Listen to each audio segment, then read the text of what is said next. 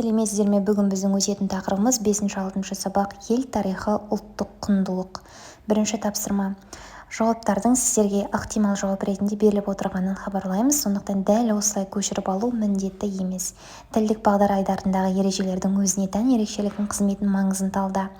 Сөз ішіндегі бір буынның бір дыбыстың көтеріңкі айтылуы екпін деп аталады. Қазақ тілінде екпін сөздің соңғы буынына түседі деген ойларыңыз айтасыздар. 5-ші тапсырмада мына кестедегі сөздерді қолданып сөйлем құрау керек. Бұл сөйлемдерді де дәл осылай көшіріп алу міндетті емес, осыған ұқсас етіп көшірсеңіздер, айтсаңыздар болады. Мәселен, өмір қандай ғажап, немесе мына жер қандай ғажап, кіріңіздер. Кіріңіздер, төрге отырыңыздар, құрметті қонақтар, немесе тездетіп үйге кіріңіздер.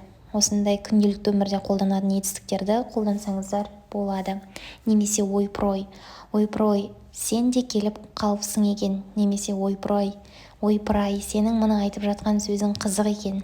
Әдемі, көлігің қандай әдемі. Немесе сұмдық, шындық жоқ жерде сұмдық көп. Немесе сенің мұны айтып отырған жаңалығың сұмдық екен. Кет, менің жанымнан аулақ кет. Немесе сен бұл жерден тезірек кет. Тоқтат, жә тоқтат ақсақал. Немесе айтып жатқан бұл ойыңды тезірек тоқтат. Немесе бұлай тұр, балақай, жолдан бұлай тұр. Немесе тездетіп бұл жерден бұлай тұрыңыздар деп айтуға болады. 6-шы тапсырмада мәтінді оқып, сол бойынша өз ойыңызды айту керексіз. Қазақ халқы өзінің қат-қабат тарихында небір нәубетті асулардан асып, басынан талай зобалаңды кешірген. Мұңы қордаланған шерлі халық, сонда да өзіне тән ұлттық қалпын шамасы жеткенше сақтап келеді. Соның бірі адамға үйірсектігі. Адамға үйірсектігі дегені адамға тез бауырмалдылығы, тез тіл табысып кететіндігі туралы Бауыржан Момышұлының осы бір мәтінді оқып, осы бойынша өз пікірлеріңізді айтсаңыздар болады. Тағы да ескертемін, дәл осылай көшіріп алу міндетті емес.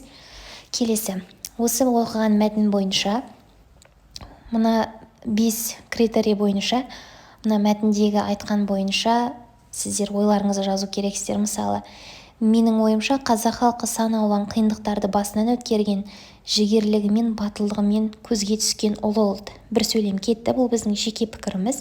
Екінші себебі қазақ халқының бұған дәлел болар шындығы тұңғиықта жатқан тарихында. Дәлел 2 сөйлем болу керек. Үшінші, пікіріңді дәлелдейтін 2-3 сөйлем болу керек. Мысалы, ертедегі жоңғар шапқыншылығы, аштық жылдары, ұлы отан соғысы, желтоқсан көтерілісі деп айтамыз. Және өз пікіріңе қарсы ой топшылау. Оған қарсы пікір айтылу керек, және қарсы пікіріңді ақтап алатын пікір, және ол ойыңды кері ақтап алу керек, және қорытындылай келе қазақ халқы жаныма жақын, батыл да батыр, ауыз толтырып айтатындай тарихы бар, жүрегі отанына деген махаббатқа толы ұлтжан халық деп жалғастыруға болады. Жалпы бұл тапсырмада сіздер кішігірім эссе ретінде беріліп отыр. Осы бойынша мәтіндегі өз ойларыңызды дәл осылай дәлелдеп шығаруларыңыз керек. 8-ші тапсырмада мына мәтінден берілген сөйлемдерді реттікпен орналастыру керек. Бізде бәлкім содан да болар ата-бабаларымыз кісі көрсе қуаныпты деген бірінші кетеді, себебі ол ойда бірінші кездескен. Қандай халық болсын, оның жер жағдайы мен тұрмыс тіршілігі сол халықтың болмысына, мінез құлық жаратылысына өз таңбасын салып санасына сіңетіні белгілі. Бұл 2-ші. Және 3-ші, сонда да өзіне тән ұлттық қалпын шамасы жеткенше сақтап келеді.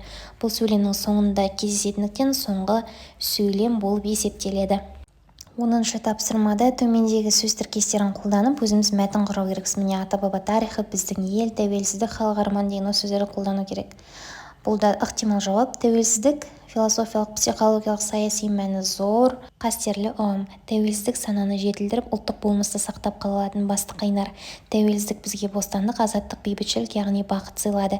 Тәуелсіздік бақытқа деген тура ең жақын жол. Бізге тәуелсіздік оңай келген жоқ. Біздің ата-әжелеріміз, аталарымыз бостандықты қанмен термен алған деп жазсаңыздар болады. Ықтимал жауаптар, бұның барлығы өз ойларыңызды осыған ұқсас етіп жазсаңыздар болады. Осымен сабағымыз аяқталды. Назарларыңызға рахмет.